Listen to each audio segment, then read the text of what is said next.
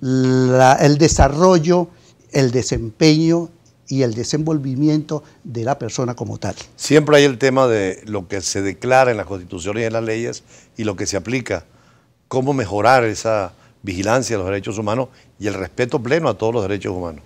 Fíjate, aquí en Venezuela yo siempre he dicho, ¿no? Y en cualquier país del mundo, yo creo que no se necesita hacer en absolutamente nada que hacer cumplir al pie de la letra la Constitución de la República.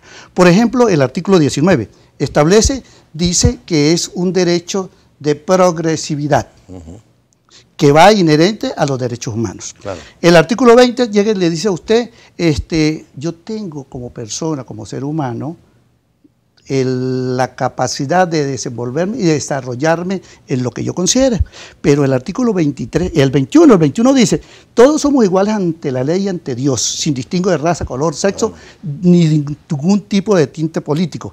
Y el 23 habla de manera precisa que la República Bolivariana de Venezuela debe apegarse a los convenios y tratados suscritos por la República y a través de las Naciones Unidas. Entre esos, todos los tratados y todos los convenios de derechos humanos que tienen carácter supranacional obligan a Venezuela. Sí, bueno, no es que sea supraconstitucional o supranacional, no. Le dan rango, porque si nosotros le damos el rango o aceptamos esa tesis de que los derechos humanos son supraconstitucionales, entonces el artículo 7 de nuestra Constitución sería letra muerta, porque la Constitución establece en el artículo 7, como lo dije anteriormente, dice que la Carta Magna es la supremacía.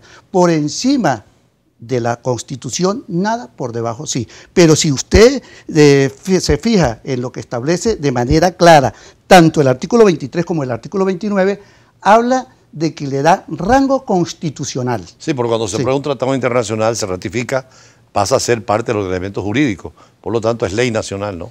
Es ley nacional y ley internacional. Claro. Pero fíjate que en el mismo caso de la Corte Penal Internacional, la Corte Penal Internacional tiene la facultad de perseguir, juzgar y condenar delitos de lesa humanidad, delitos de violación. Usted ha trabajado mucho este tema en la Corte Penal Internacional, ¿no? Pero ¿Ha visitado la Corte Penal Internacional? He visitado la Corte Penal Internacional, tuve la oportunidad y el honor de que usted nos acompañara. Usted fue profesor de una de las materias cuando estábamos haciendo el posgrado o doctorado de Derecho y Relaciones Internacionales, ¿no? Que fue realizado en una universidad fuera de... Que además la Corte tuvieron la oportunidad de ver magistrados que estaban en funciones, como el fiscal, que era el argentino Campo. Y también la magistrada Odio en ese momento de Bolivia. Sí, correcto, sí. No, de Chile, perdón, de Costa Rica, pero también Bolivia tiene un magistrado allí. Sí, es correcto. Bueno, como es por todo sabido, la Corte Penal Internacional está constituida por 18 magistrados, en la cual hay cambio cada 9 años. Que además están todos los sistemas jurídicos, los sistemas geográficos, una repartición equilibrada. Son 18 magistrados, 7 deben ser mujeres, ¿no? Sí. Mínimo. Lo único que yo veo y critico, y siempre he criticado en todas las oportunidades que he tenido, es la falta de más actividad por parte de la Corte Penal Internacional. Porque hay muchos delitos en el mundo, ¿no? Muchísimos, pero y fíjate, tiene 18 años ya la Corte Penal Internacional, si bien es cierto que entró en vigencia el 1 de julio del 2002, no menos cierto es que se cristalizó el Estatuto de Roma en el 1998, claro. Pero hasta la fecha hay muy poca actividad. Pero ¿qué es lo que pasa? Lo que pasa es que debe haber un acuerdo dentro de las Naciones Unidas que se le dé más eficacia y más poder a la Corte Penal Internacional, porque es que la Corte Penal Internacional actúa subsidiariamente. Por ejemplo, en el caso de Venezuela específicamente, el artículo 29 de la Constitución habla de todos los 4 delitos que están establecidos dentro del Estatuto de Roma, pero dice los tribunales competentes para el juzgamiento de dichos delitos tienen que ser los tribunales ordinarios dentro de nuestra República. Pero si en el país no hay justicia, puedo recurrir a la Corte Penal y llevar inclusive a un presidente a la Corte Penal.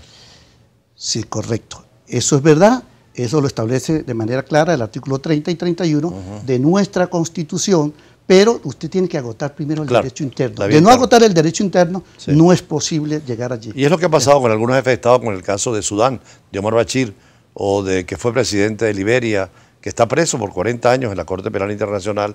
¿Recuerda usted, no? Sí, sí, correcto.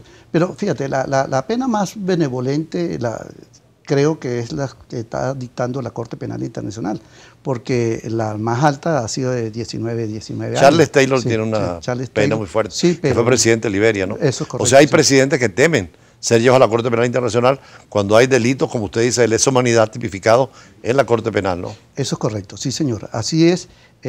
Lo que pasa es que mientras están en el cargo se hacen prepotentes, claro, pero después andan buscando cómo refugiarse o cómo hacer alianza a los fines de evitar ese procedimiento a nivel internacional. Más adelante seguimos conversando también con el doctor Ortiz sobre el tema que para él ha sido desarrollado de estos delitos ecológicos que ya no son directamente contra el ser humano, sino indirectamente, pero que son delitos penados también y que pueden ser llevados a la Corte Penal Internacional o crear un nuevo delito, como él lo ha propuesto, que es el 5º delito frente a los 4 establecidos en el Tratado de Roma. Ya regresamos.